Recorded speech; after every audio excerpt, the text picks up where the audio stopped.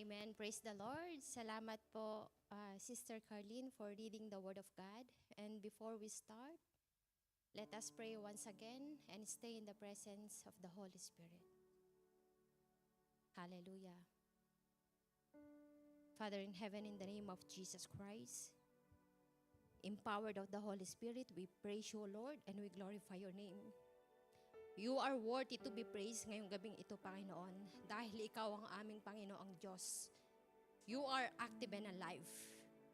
You are our God, Panginoon. No one God, Panginoon, na nandito. Only you, O God, our only God.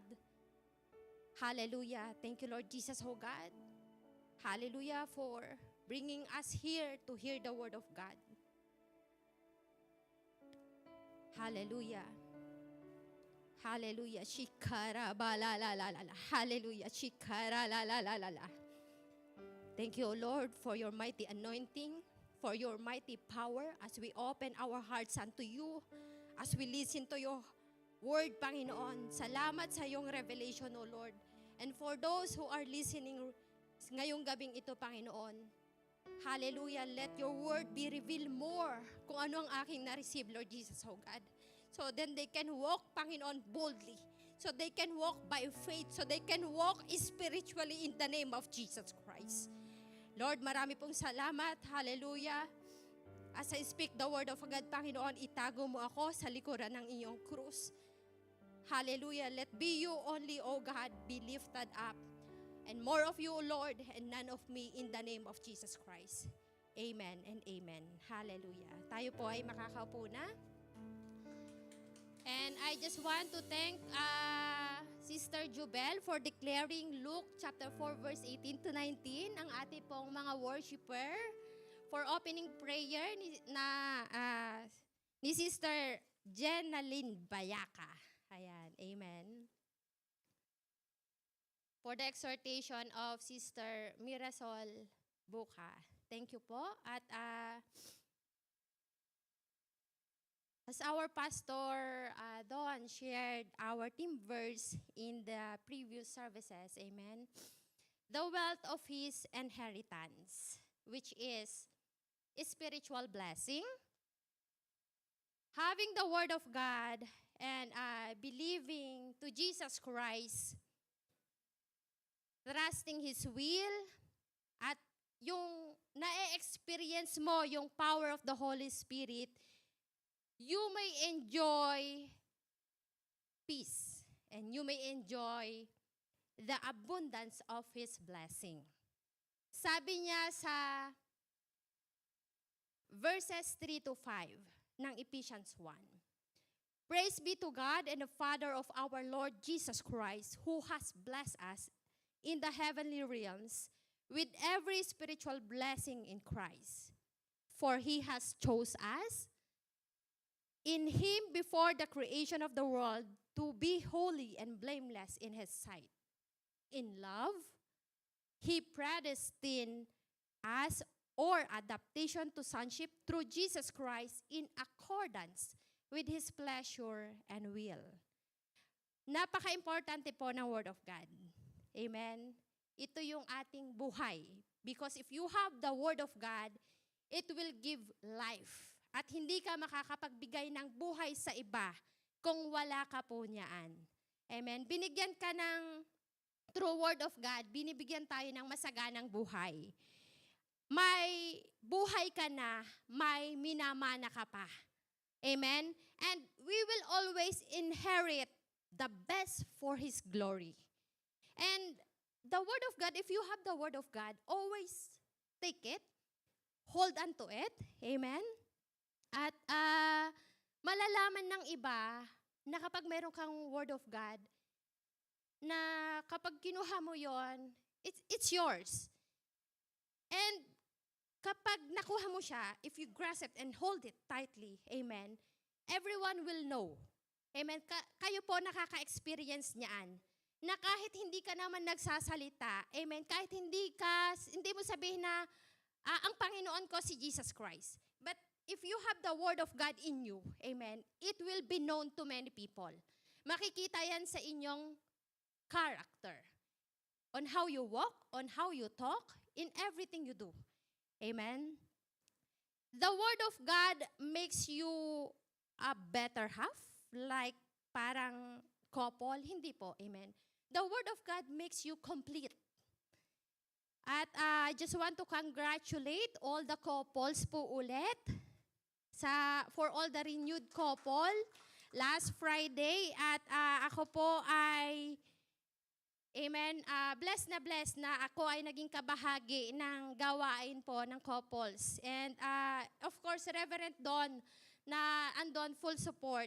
Even Pastora Lani na kahit nasa Pilipinas po siya, amen, talagang andun po yung full support niya on how He guided us and led us na kung ang couple ay kung paano niya kung paano i-impart sa atin the Word of God, which is yung true meaning of love. At kaya po pala ako naging kabahagi noon. Amen. Sakto po ang aking verse of the year is Jeremiah 31:3. I have loved you with an everlasting love. Ayan. At iniimbitahan ko din po kayo sa darating na Saturday, Singles Day naman. Dahil ako po ay singles, sumama po kayo. Amen?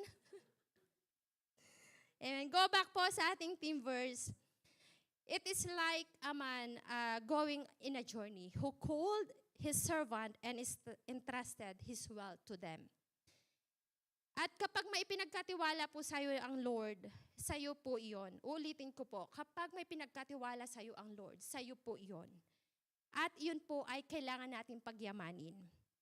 Being a good steward brings you into victory, and it give you reward.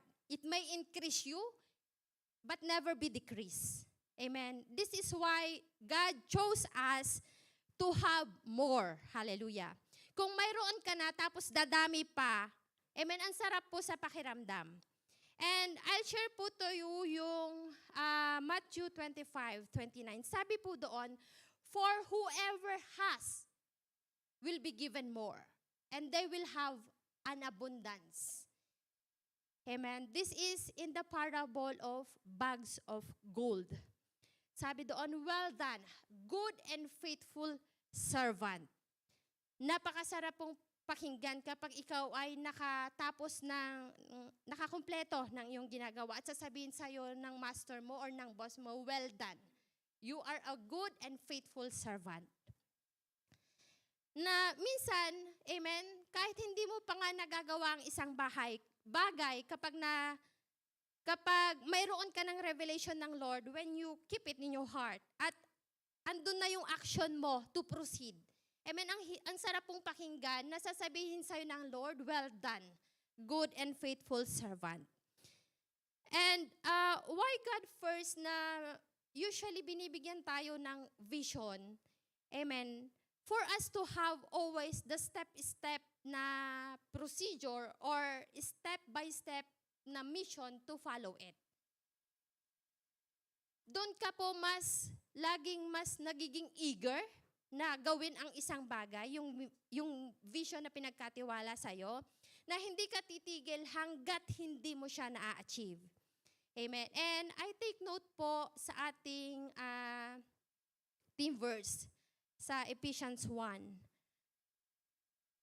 Sabi po doon, to God's holy people in Ephesus, to God's holy people of Jesus Christ, the Deliverer Church, the faithful in Christ Jesus.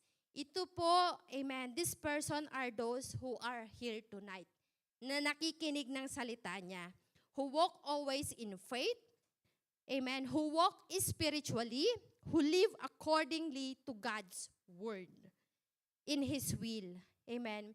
Kaya doon po, how God is glorious na para bigyan tayo ng masaganang buhay. At gusto ng Lord na ma-experience natin yan every day. Every hour of our life. Hallelujah. And I want you to to grasp every word na matitake away natin sa chapter 1 ng Ephesians. Amen. This is the wealthiest experience in life, having the Word of God. You are the richest man or woman in the world if you have Jesus Christ. Amen. Hallelujah. Na mayroon ka ng minana dahil binigyan ka ng Lord ng magandang buhay. Amen. May minana ka. At mayroon ka pang ipapamana. Amen. Kaya lahat ng kayamanan na natanggap mo spiritually, amen, pagyamanin po natin. Sabi po sa yung una po doon is, sa verse 2, grace and peace. Amen. It is from God, our Father, and the Lord Jesus Christ. Ang sarap po na araw na kahit nasaan ka, amen, kahit may commotion, kahit anong nangyayari sa paligid mo, na-experience mo po yan. Amen. Sabi sa verse 3, ang takeaway po natin doon, amen, is the spiritual blessing in heavenly realms. Amen. Kung masusundan niyo po ako, it's in Ephesians 1, chapter 1.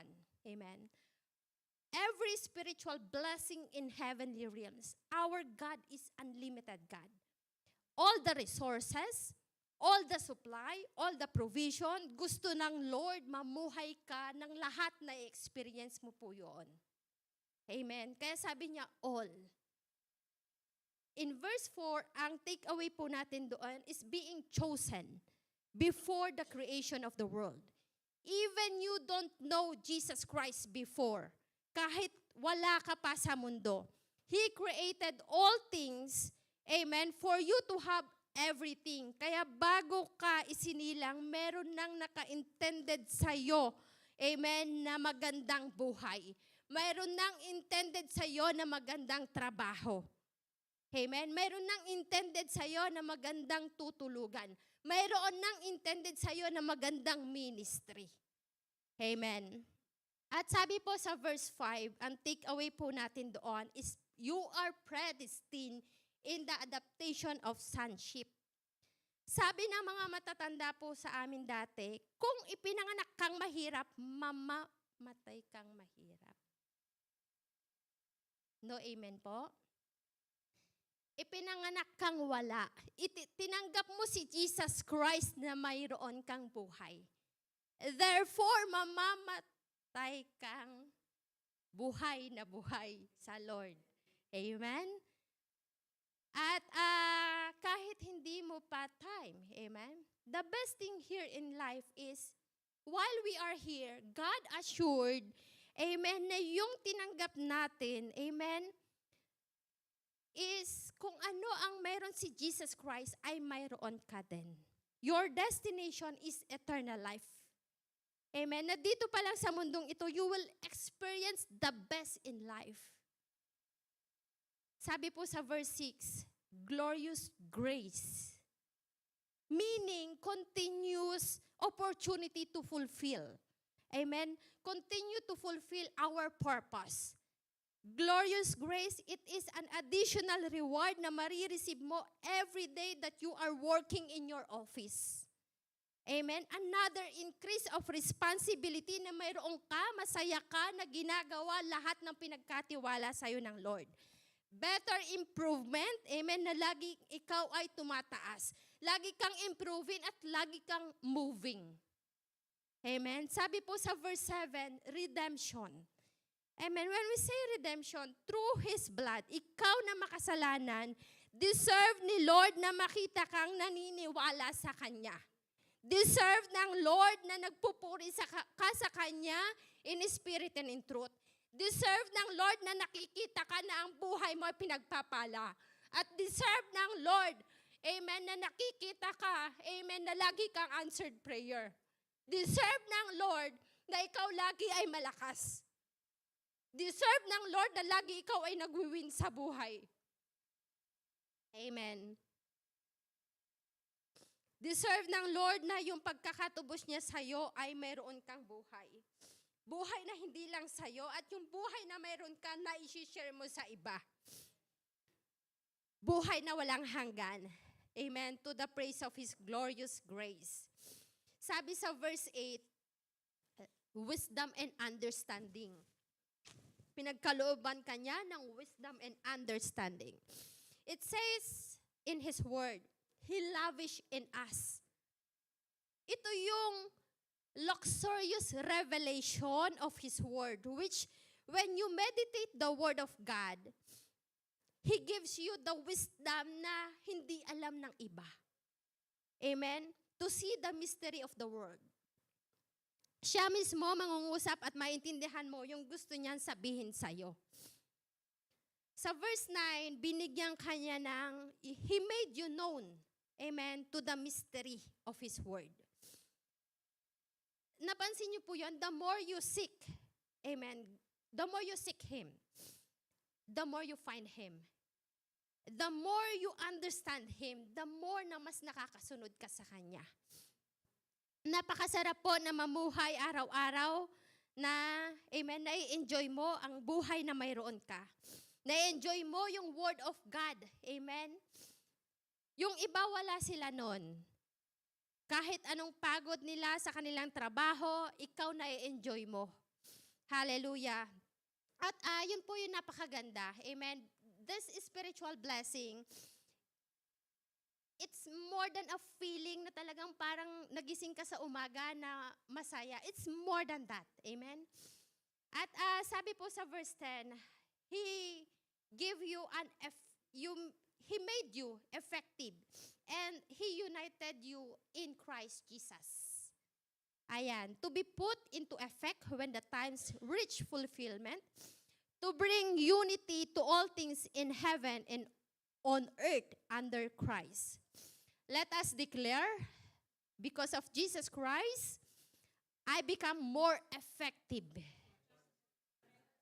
I am united in Christ Jesus. Amen.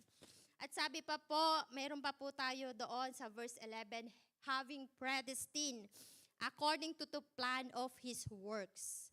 Amen. We are all working smartly, but not because we have the skill and capability.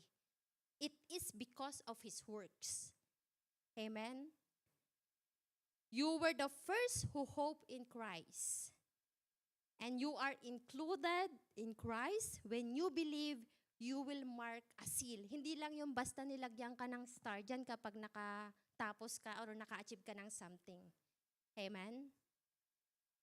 Ito po yung maganda pa. Sabi sa verse 14, it is guaranteed your inheritance until the redemption. Amen? But somehow, amen, this spiritual blessing po, andyan na, ibinigay na sa ating lahat ng Lord. But sometimes there are things that might or give us, nasishaken tayo in situation or in challenges, especially when the challenges will arise. When the instruction of God to us seems unclear, but Jesus wants us to remain faithful and He wants us to give a spirit of wisdom and the revelation of His Word. Continue po natin sa verse 17, so that you may know Him better. Amen. At dito po, amen, to know Him better, we'll discuss how we will obtain the wealth continuously for God's glory. I have 3 things po for the encouragement to always our eyes be open, amen, so our heart be enlightened, amen, to inherit everything while we are in the situation na hindi dapat. Amen? Una po doon,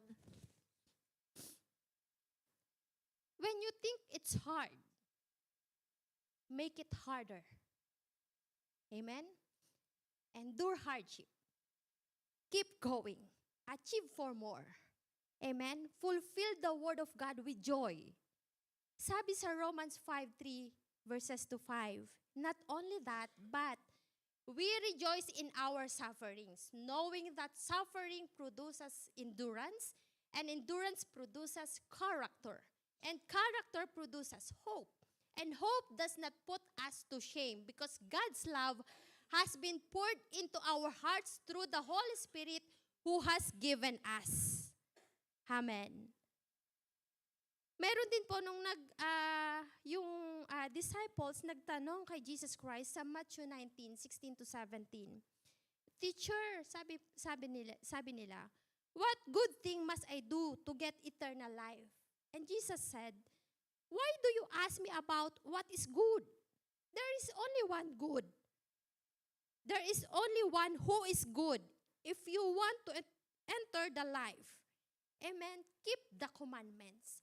Kaya wag mong wawalain, amen, sa paningin mo, sa kilos mo, sa attitude mo, in everything, amen, dahil si Jesus Christ yung nasa iyo. Amen, wag mong wawalain yung sinasabi sa iyo ng Lord, yung Word of God. And we are talking po about the wealth of His glorious inheritance. I've been experiencing challenges. Challenges marami. In different ways. In many ways. Amen. Spiritually, mentally, emotionally, financially, socially. Amen. In all aspects, being tested, deceived, being troubled, I've been weak, and I tried to give up so many times. Because it's hard kapag wala po sa Panginoon. And sometimes God's word to me seems unclear. I might lose hope also. My prayer life seems sometimes, kinokondemn ko yung sarili ko kasi thinking ko lang naman.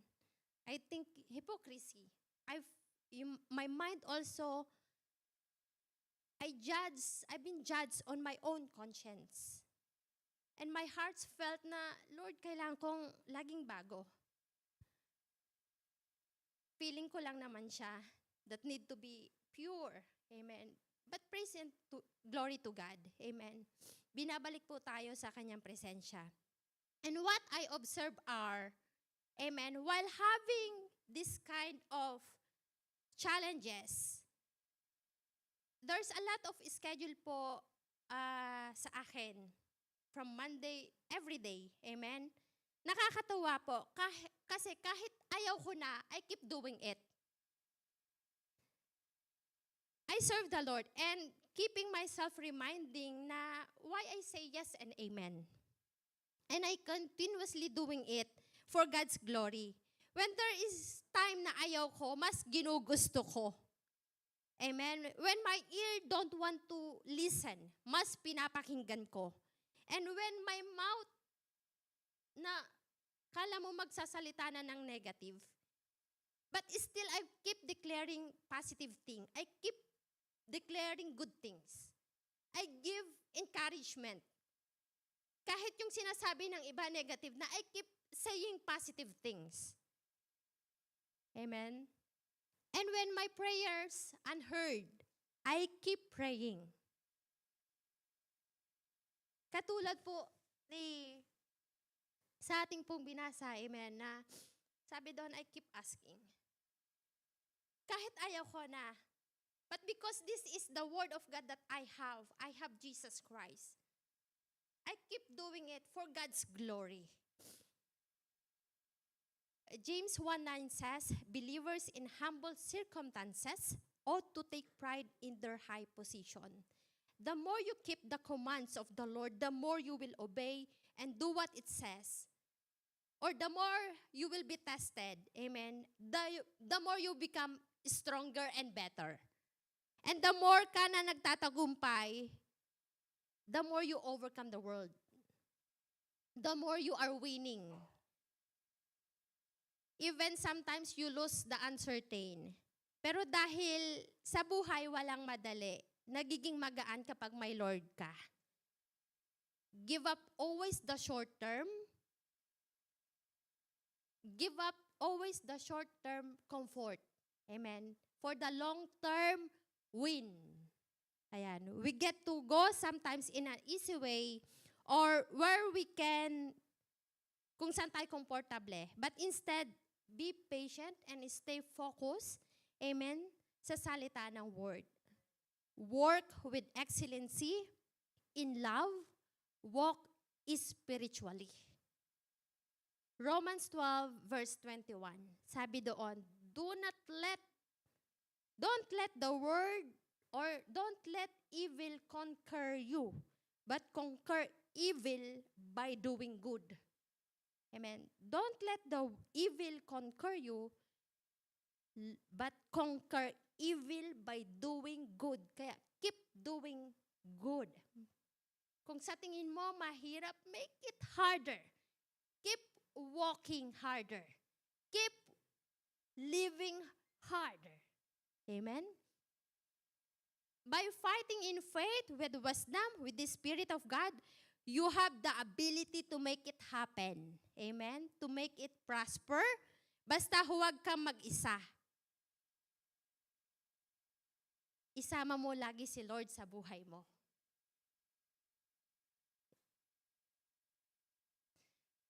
Pangalawa po is what we need to obtain. Discipline yourself to follow God's will. Philippians 1:6, He, Jesus Christ, who began a good work in you will be faithful to complete it. How to discipline ourselves is to make completion sa nasimulan na ni Lord. Before you proceed into something, laging manalangin, disregard your own desire, let our plan be guided and led by the Holy Spirit. Amen. His plan, tatandaan po natin, is better than ours.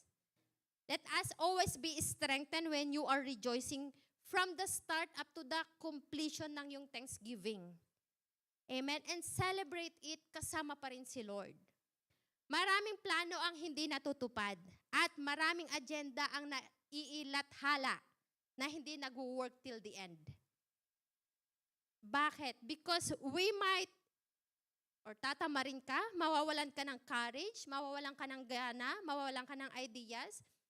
They feel tired because of so many responsibility kapag dumadami na.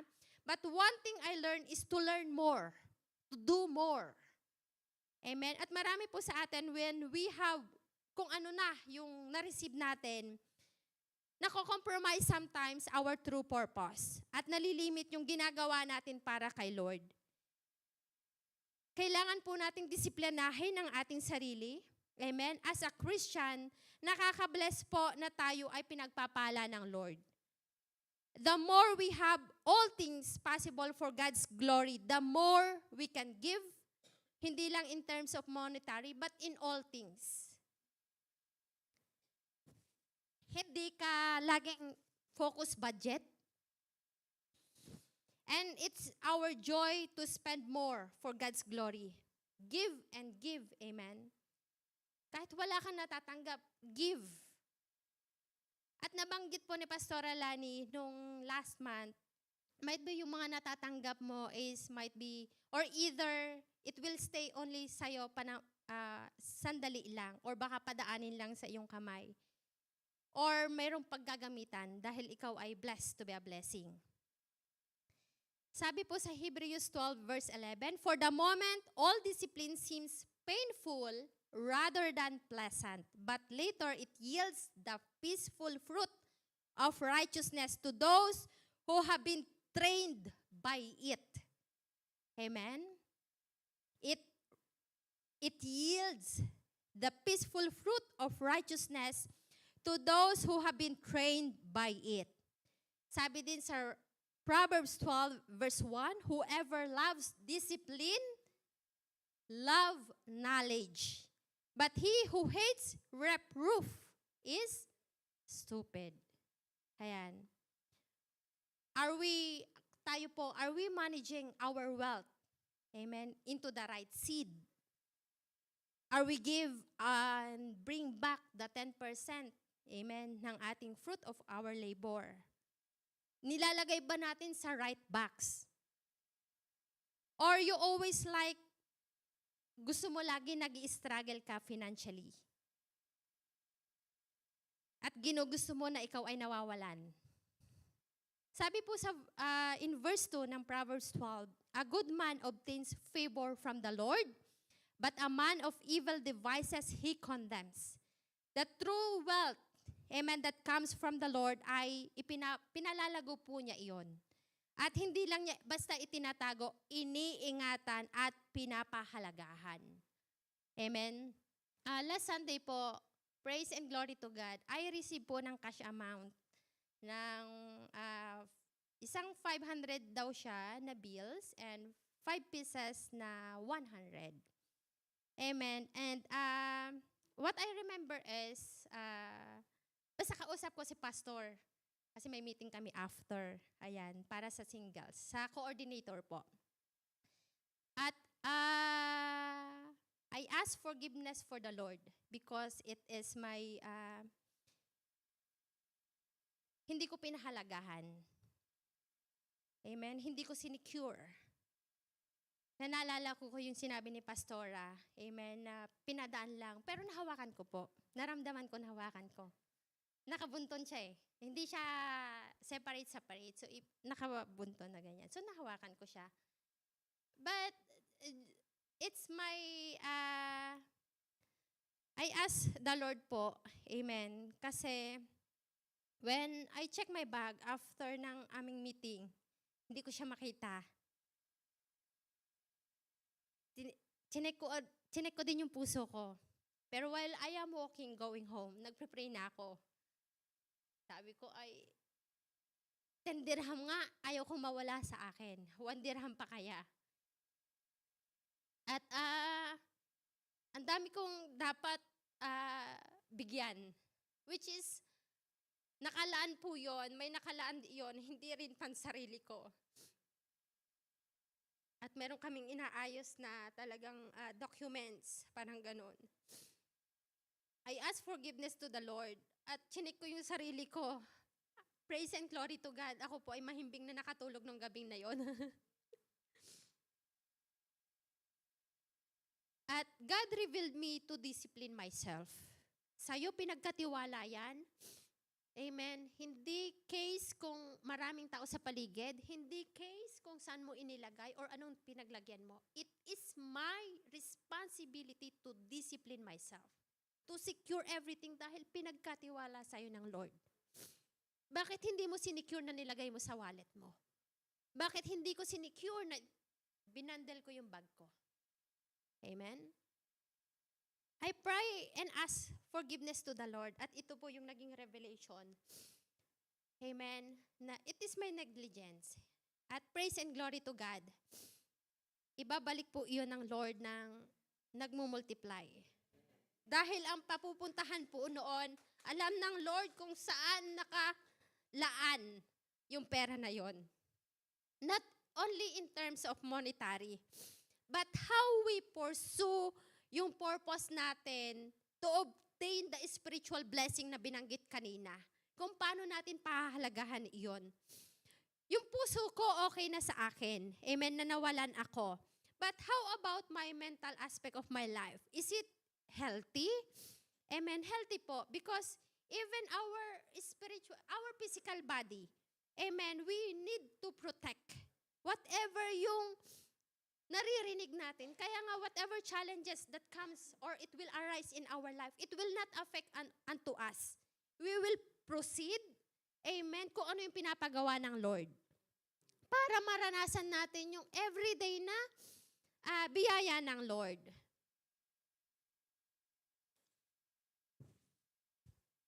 At may reminder po dito na we need to meditate the word daily, the word of God. Marami po kasing word. Marami kang word na mababasa sa social media.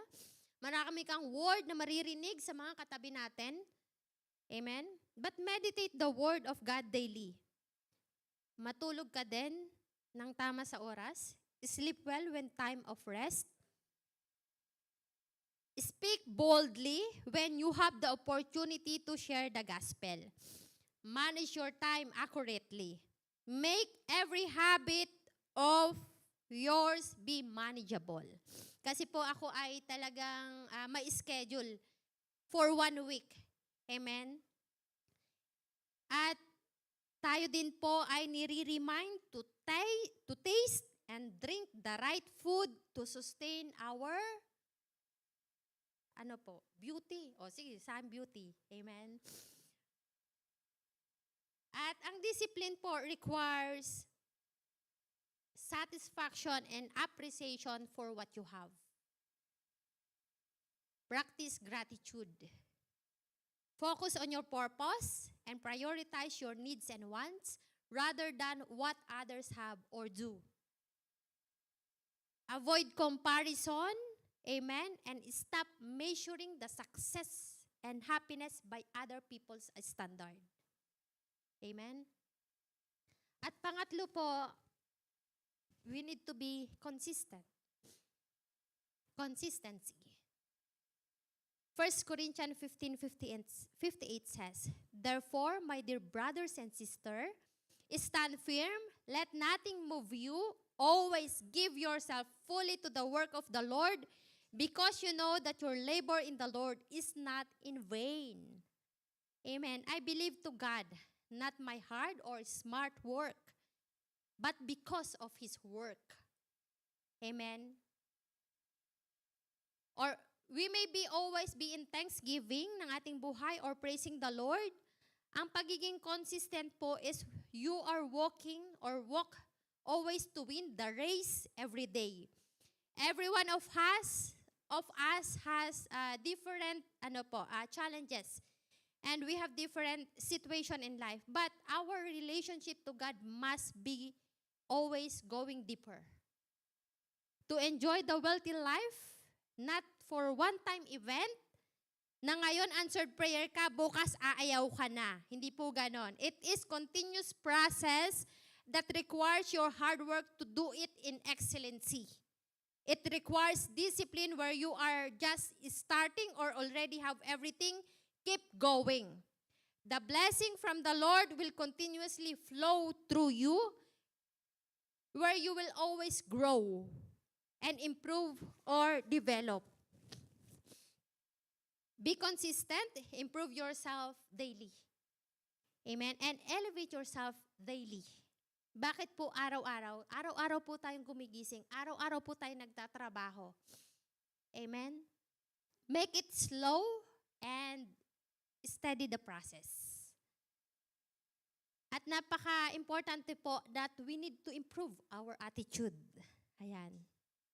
Yung attitude po natin, it is very powerful also how being consistent we are. Amen. To be founded ng Word of God na pinangahawakan natin. If you met people na negative, amen, you know how to respond positive. You know how to pray effectively. Hebrews 13:8, Jesus Christ is the same yesterday, today, and forever. Amen? At praise and glory to God po. At kanina po ay yung baby namin sa bahay ay mataas ang lagnat. At alam nyo po, ang prayer lang namin, kasi nagwo-worry sila sa bahay. Praise and glory to God.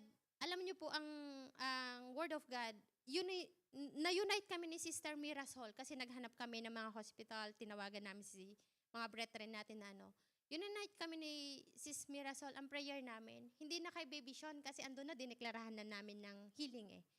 Amen, kundi to win souls, yung gagamitin niyang tao, praise and glory to God, ang testimony po nila, Mami Ems, ang ganda daw po ng Word of God na binigay mo sa kanila.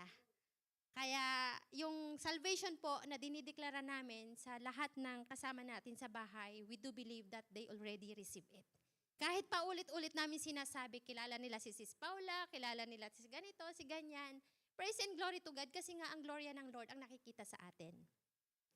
And to conclude po ng ating pinag-aralan, a wealthy life may require belief consistently, discipline in obeying His word, and always pursuing to work with wisdom and revelation as per the purpose na pinagkatiwala sa atin. For you to have the power and authorities to work in the name of Jesus Christ, to have the Spirit of God power, same as mighty of His strength, Ephesians 1:18-19, to our hearts be filled of His presence. As God-chosen people, holy and dearly loved, clothe yourself with compassion, kindness, humility, gentleness, and patience. Colossians 3:12. Amen. Give yourself fully to the work of the Lord. Love the discipline to yield the peaceful fruit of righteousness. Sabi po doon, be faithful to God for the fulfillment of His work. Tatandaan po natin, the richest man or woman is having Jesus Christ in our life. Hindi lang basta nasa iyo si Jesus Christ, but it should be work through us, in us. Amen? Because He gave us the life eternally, and let that life be known to anybody. Amen? At salamat po sa buhay ng bawat isa. Yun lang po ang aking mai-share, and I do believe lahat po tayo ay Amen? We will go on our life. If things are harder, make it harder. Always discipline ourselves to focus on God's Word. Walk by faith and walk by Spirit. Amen? And be consistent. Amen? Sa salita ng Lord, sa pinapagawa niya sa atin. Amen. Yun lang po. Praise and glory to God. For our prayer, let us invite Reverend Ernesto Tuason.